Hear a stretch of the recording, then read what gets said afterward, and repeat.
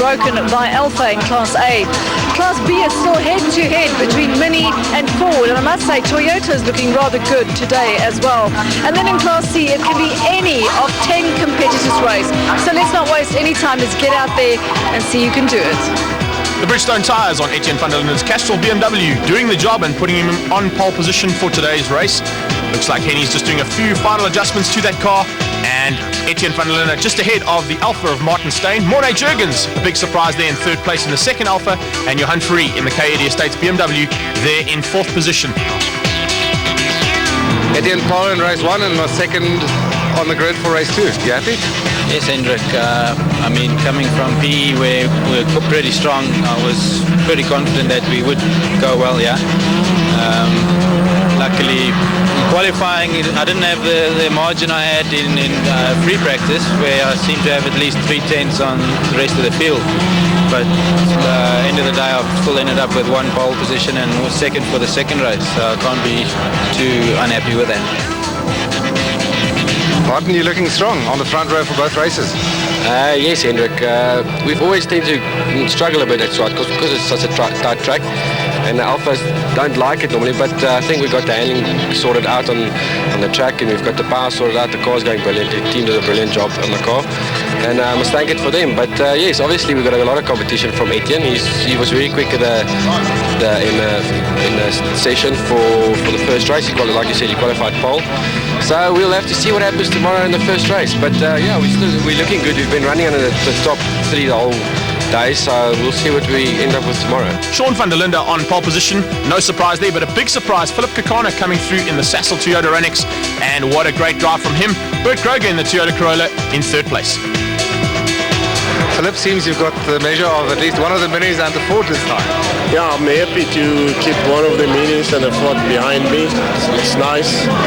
And I think the car will go quicker and quicker as we proceed along the road.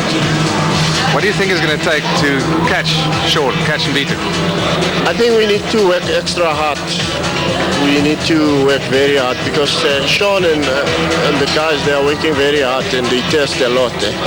They've done a lot of testing, they're still testing. We need to develop this car big time.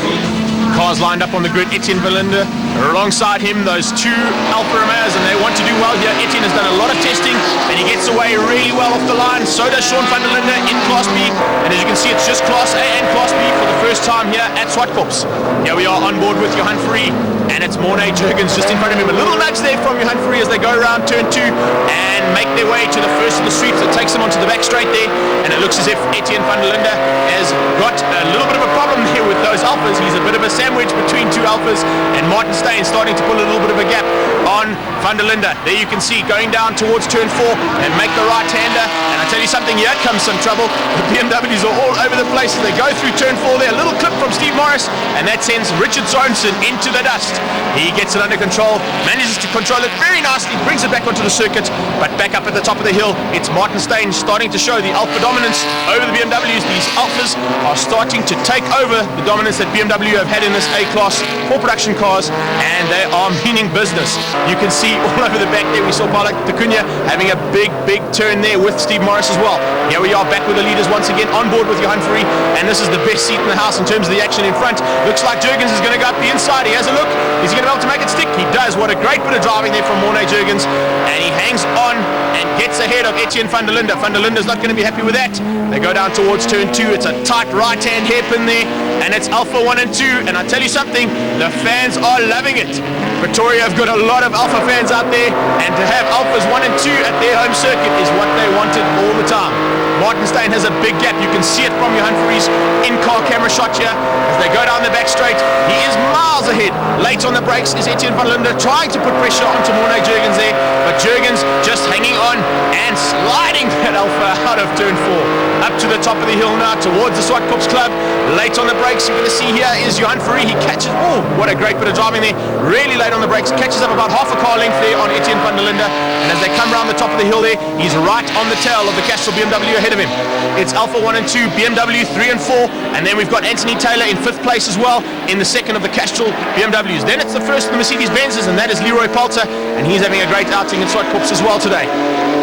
round turn 8 and back onto the main straight, back on board with Johan Free once again. The K80 Estates BMW being helped out today by MD Transport and PlayStation 2, and Johan Free is showing that he can drive anything in this country. Here we go back to Class B, and of course Class B running separately from the Class C guys today as well. A's and B's on their own, and we'll speak about that a little bit later. Here we are on board with Bert Groger, and Groger in the workshop. The German workshop Toyota Corolla is having a great outing for the first time out on a Toyota Corolla, as opposed to what we used to see him. Oh, he gets it a bit sideways through turn 1 there, but ahead of him is Brian Martin, the Caltex Haviline Toyota Runx, and just ahead of the Toyota Runx, ahead of them, oh, a bit sideways there, is the Mini of Sean van der Linde. Castrol Mini having some strain with Philip Kakana leading at this stage. Oh, Hector North, unfortunately that's the end of his race 4, race 1. Back up with the A-class leaders. Martin staying with a huge gap ahead of Jurgens now, and Jurgens doing a great shotgun drive there for his teammate ahead.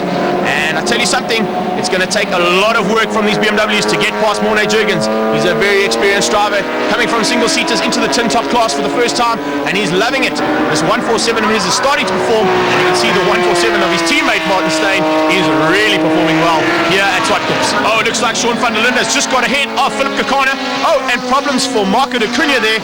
The third of the 147s there having problems. He's going to put it onto the side of the circuit, I'm sure, and that is a big pity. Sean van der Linde now leading Class B from Philip Kakana. Then it's the Caltex Haviline Toyota Runx of Brian Martin, then Bert Groger, and then Craig Nicholson. You can see that Nicholson's win down in PE has cost him big time. He's got a lot of weight in that car, and he's now sitting in 4th place. Back up the front with half of the race done, 6 laps to go, and you can see that Martin Steyn is loving Zwartkops. That Alpha of his is performing so well here, and his teammate is doing a great job by riding shotgun and keeping those BMWs at bay. It's Etienne van der Linde in 3rd place. He tries something up the inside. Here we are on board with Johan Free again. He tries something as well, but has the door shut on him, and Jurgens goes up the inside. He's going to try hold the line there. Are they going to touch? They do indeed. A little bit of argy-bargy stuff, but that is what is expected in production cars, and he gets a little nudge from behind from Johan Free as well. Free and van der Linde are starting to hassle this poor Alpha. We had the Alphas sandwiching the BMW up front, and now we've got BMW sandwiching that Alpha. And I tell you something, Jurgens is all over the back of the Castrol BMW. Johan Free trying something up the inside, not enough this time, but you can see that he might try something a little bit later in the race. We'll have to wait and see what's going to happen there. Morne Jurgens trying to keep the outside line, but inside Anthony Taylor has a great bit of driving skill there and goes up the inside and takes 2 positions. And I tell you something, that cost Morne Jurgens big time, and he's not happy. You can see he's giving Anthony Taylor a really hard time. Johan Free on the outside of Taylor now. The A2 car is Anthony Taylor on the inside. You can see from the onboard shot there, and there's problems there. There's a bit of damage to the K80 Estates car, and it looks as if that door is starting to come ajar there. And I tell you, it looks like there's another little bit of a touch between Johan Free and Anthony Taylor. They're not giving way to each other. Taylor goes up the inside. Is Free going to hold on and around the outside? We look to the right-hand side of the car. We can't see the A2 Castrol BMW yet. They are touching all the way around. It's side by side at the top of the hill complex there, past the Zwartkops Club. And I tell you, anybody that was sitting up there has got the best view in the house. What a great bit of driving there from Anthony Taylor. He's managed to hang on to that great move that he made down into turn 2 all the way around the circuit, and now has Johan Free all over the back of him like a really bad rash. The Alpha of Morne Jurgens is not happy. You can see him gesticulating at Johan Free to get a move on. He wants to get up there back with Class B. We are, and the action is thick and fast here as well. Groger starting to put a bit of pressure onto Brian Martin. The Caltex Haviline car working well, but the car that is really performing once again without the weight in it anymore is Sean van der Linde's Mini, and behind him Philip Kakana in the Sassel Toyota Runx in 2nd place, just hanging on by the skin of his teeth ahead of those 2 Toyotas on their way. Back up front again, it's Johan Free all over the back of Taylor. This battle is going to rage until the flag drops. You're going to have to wait and see if Johan Free's got anything up his sleeve, because as they go to the top of the hill, he might try something down the inside. You can see he's late on the brakes. He goes up the inside. Is he going to clip? He does. A little bit of a touch there, but that of course is what production cars is all about. And he gets another clip from Anthony Taylor. Great driving, and this is fantastic racing all around Zwartkops here. It allows Morne Jurgens back in front of Taylor, so Taylor's fallen back into the clutches of of that Alpha once again, and he's behind him, and he's going to have to try something as exciting as what he did in turn 2 a little bit earlier on in the race. You can see the right-hand door of Johan Free, and here we are with Doug Reekie making a move up the inside of Lawrence Boshoff there. Has he been able to make it stick? He has indeed. A great bit of driving there from Doug Reekie. Going around to Clubhouse now, and just hanging on the inside of the apex there. Let's have a look and see. Oh, a little bit of a clip from Lawrence Boshoff, and that has sent Reekie into the dirt, and there's big clouds of dust everywhere, and cars having to take evasive action as they go through the dust. Let's have a look and see if anybody else gets problems with it. There we've got, that looks like Clint Weston. It is indeed having problems coming through there, and here come our leaders, and nearly gets clipped by one of the Toyotas coming back onto the circuit. Martin Steyn coming around, and onto the main straight again. He goes past some of the back markers, but Reekie and Lawrence Boshoff are having a ding-dong battle out there. Yeah, we've got Dirk Lawrence coming up, and just behind him is Clint Weston.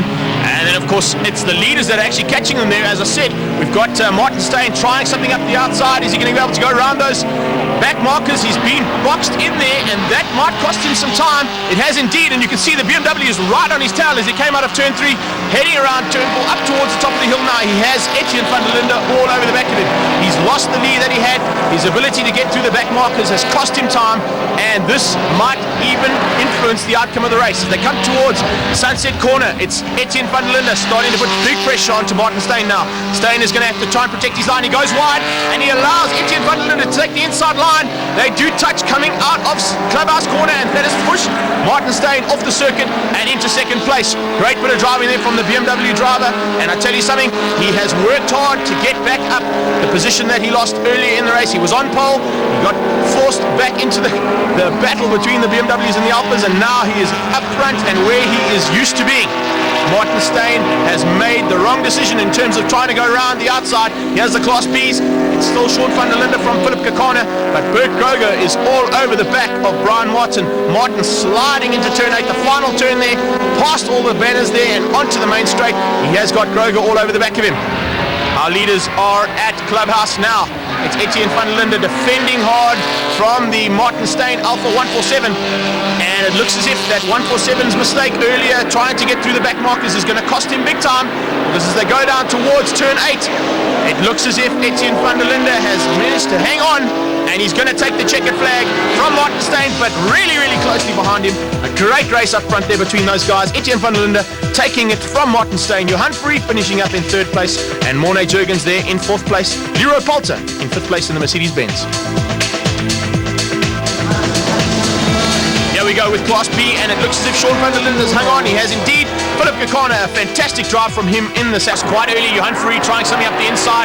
He slots into 2nd position. And I tell you something, there's going to be hot stuff. Here we are on board with Bert Groger, and Bert Groger clips the Township Tornado there. He is all over the circuit, and whoa, nearly gets T-boned by Doug Reekie. Great bit of driving there from Doug Reekie, who manages just to miss the Township Tornado there in the Sasol Toyota Runex. Philip Kakana not having a great start. The man who was able to hang on after that little bit of incident with the Township Tornado is Bert Groger, and he's all over the back of the Castrol Mini of Sean van der Linde.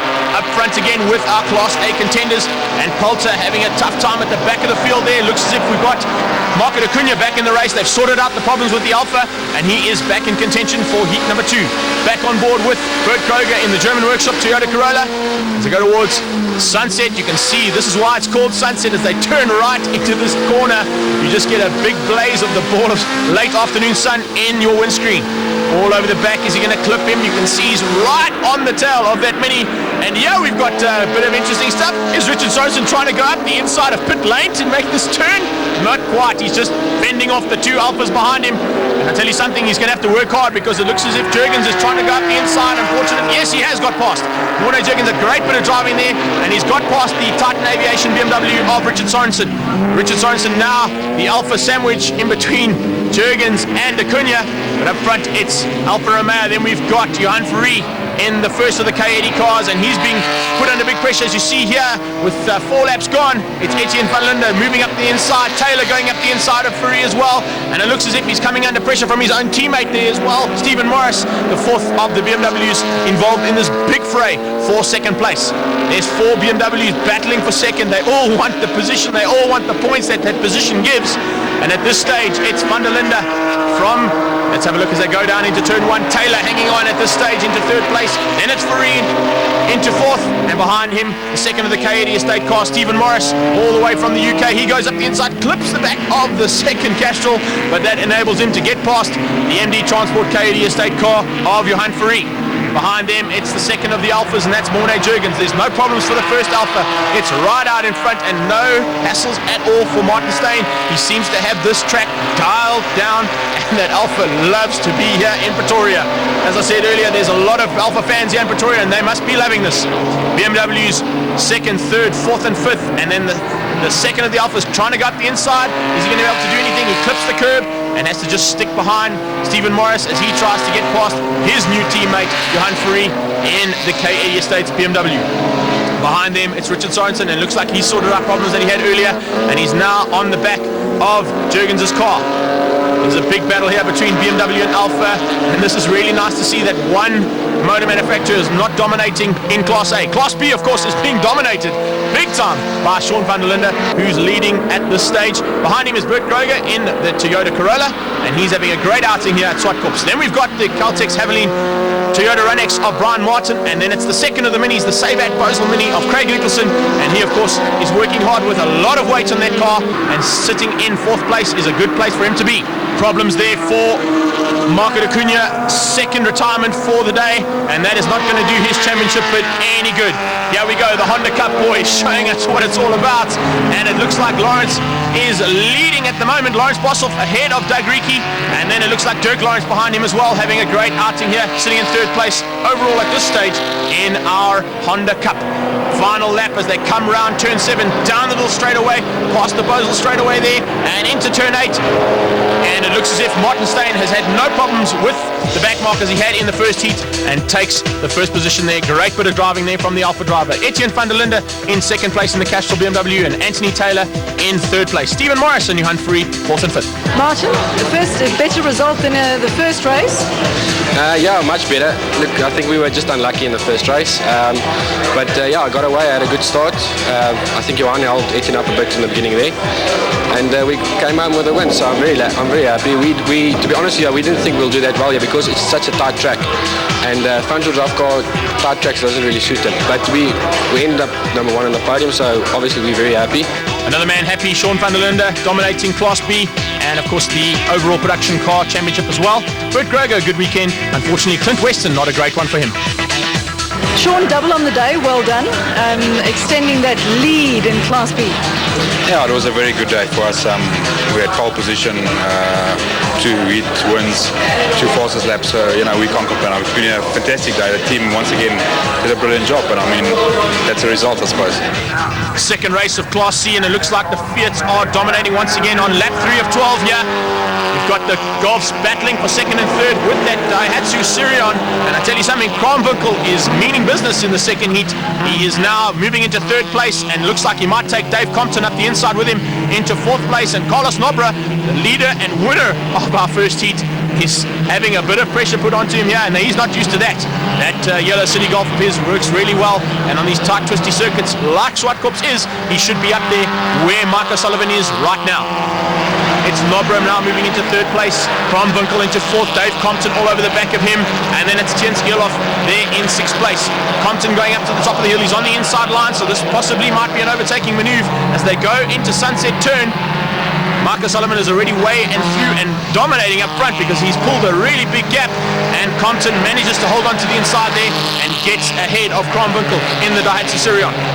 As they go through, they're clipping the edge of the curb, bringing a little bit of dirt onto the surface, and that's going to cause some problems, I'm sure, a little bit later with these Bridgestone tyres, because any little bit of dirt that's on the track gives these guys really big problems. They're semi-slicks, and they work really well on these cars. Out in front, Marco Sullivan, Robbie Benenka, Carlos Nobra. Then we've got that big battle there, and a little bit further back, it's the battle between the icons. John Williams ahead of Fani de Bruyn now, and Darren Murphy, 4th of the Golfs, sitting just behind that great battle between the 2 Ford icons. It's 4 laps to go, 8 out of 12 we're on, and Marco Sullivan in the black Fiat, dominating as he did in the first heat, and of course this time he didn't jump the start, so there's a possibility that we may have a new manufacturer taking a win this time. one of the new manufacturers, and one of his teammates, Brad Anas, is having problems there with John Kruger's Ford Fiesta, but Anas will fight back, I'm sure. As they go down there, we have a look at James Menon coming through turn 8, and just behind him is Darren Murphy. These guys were up right at the top of the field when we were down in PE and Kyalami, and they're a little bit further back in the field and not where they'd like to be. Eckhard Schoenknecht there, you can see, having sorting out his problems that he had in the first heat and back in the fray. Out in front again, it's the final lap, and Mike O'Sullivan is being hassled by Robbie Beninka. Beninka had a huge, oh, he looks like he's got problems here as well because his exhaust has fallen off. I was going to say he had a huge roll down in PE, and now we've got an exhaust pipe problem on this Golf. Up towards Sunset for the final time. O'Sullivan protecting his line. Beninka trying everything he knows to hold off Carlos Nobra and to try and get past the black Fiat up in front. And it doesn't look like he's going to have enough time. He drifts a bit wide. The exhaust pipe is all over the back. And as they go down the Bosel straight, maybe he should just pull in and have a chat with the boys from Bosel and get that exhaust sorted out. They go around turn 8 for the final time. It's going to be a new manufacturer on the top of the podium. Fiat Racing take their first win in the form of Mike O'Sullivan from Robbie Beninka and Carlos Nobra in the second of the City Golfs there in third place. A great drive from Dave Compton in fourth, and Jens Elof in the second of the Fiats in fifth place, just ahead of the Daihatsu Sirion of Cor Kronwinkel. First win for the season and also for Fiat. Isn't it wonderful? It's fantastic to get a manufacturer like Fiat back in the motorsport in such an enthusiastic way. At the beginning of the season, we really battled. We've really worked. My team have done fantastically, and now we can enjoy the fruits. We are going to enjoy them. I thought